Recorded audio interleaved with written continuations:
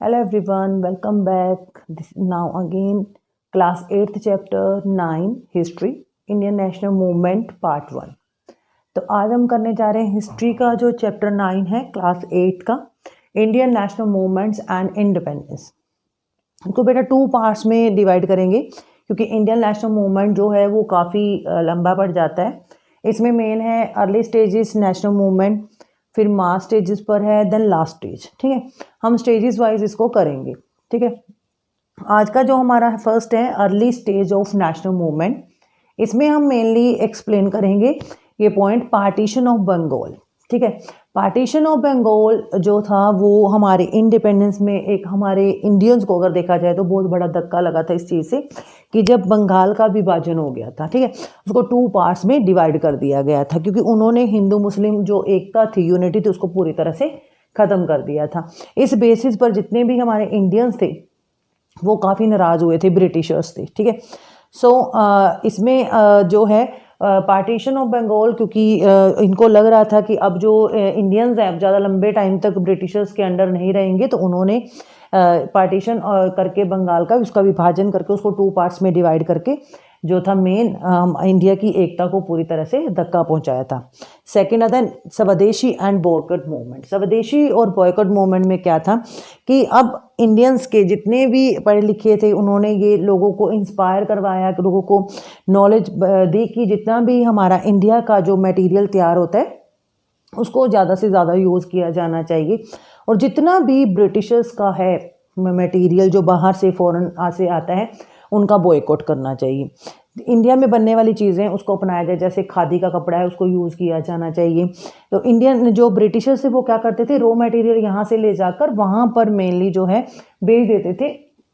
Foreign countries में industries के द्वारा फाइनल गुड्स बनाई, उसके बाद इंडिया में अगेन उसको बहुत ज़्यादा दामों पर बेच देते थे, तो उनको प्रॉफिट बहुत ज़्यादा होता था इन चीज़ों से।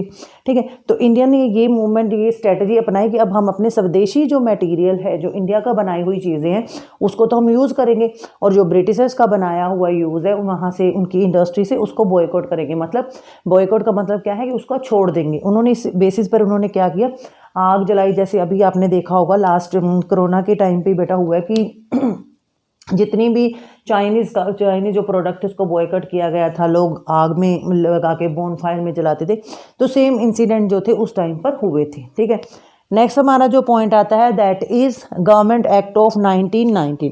ठीक है, 1909 का जो गवर्नमेंट एक्ट है, ये गवर्नमेंट एक्ट जो है बहुत ही इंपॉर्टेंट है क्योंकि इन एक्ट्स के बेसिस पर ये निर्धारित होता है किस तरह की जो गवर्नमेंट है वो स्टार्ट होनी चाहिए। इससे पहले जो हमारा एक पॉइंट आता है, जो लोग थे हमारे बेटा 2 टाइप के थे, रेडिकल्स एंड जो है मॉडरेट। रेडिकल जो थे वो बहुत ही आप कह सकते हो, मैं आपको यहाँ पर मेंशन कर देती हूँ, रेडिकल जो लोग हैं वो आ जाते हैं जिनमें कह सकते हो ना टिट फॉर टैट वाली पॉलिसी। जैसे भगत सिंह थे, बाल गंगाधर तिलक थे, वो उनका बिलीव ये था कि जैसे लोग हैं जो हम अंग्रेज हमारे साथ कर रहे हैं, हमारे इंडियंस के साथ बुरा कर रहे हैं, तो हम भी उनके साथ एज इट इज़ पॉलिसी जो है अपनाकर अपना बदला जो है वो लिया जा सके। ठीक है, दूसरे थे मॉडरेट।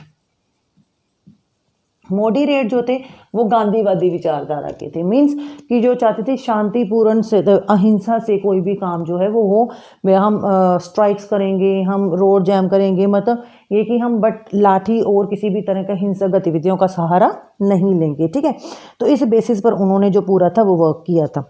नेक्स्ट आता है हमारा गवर्नमेंट एक्ट ऑफ 1909। ठीक है, तो इसको बोलते हैं मार्ले मिंटो रिफॉर्म्स के नाम से भी जाना जाता है। ठीक है, मार्ले मिंटो रिफॉर्म के नाम पे इसका दूसरा जो नाम है that is Morley Minto reform.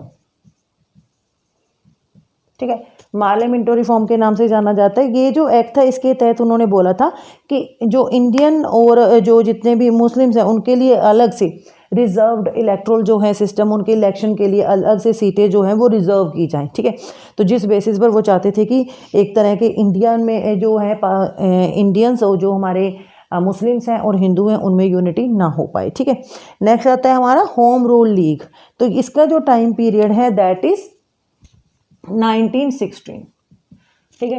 ये जो स्टार्ट हुआ था, कहते ये जो लीग था वो डेवलप हुआ था बाल गंगाधर तिलक और एनी बेसेंट, 2 लोगों ने इसको बनाया था। इनका ये काम था कि गवर्नमेंट जो है हमारी अपनी सेल्फ गवर्नमेंट हो, कोई भी जो गवर्नमेंट है वो इस बेसिस पर ना हो कि दूसरी जो कह सकते हो कि आप ब्रिटिशर्स कैसे तय कर सकते हैं कि हमारी जो गवर्नमेंट है वो इस बेसिस पर हो। ठीक है, तो सेकेंड पार्ट में हम करेंगे बेटा मास स्टेसिस। तो फर्स्ट जो आपके मेन मैंने आपको पॉइंट्स बता दिए हैं। Let's see the second. Thank you. Have a nice day.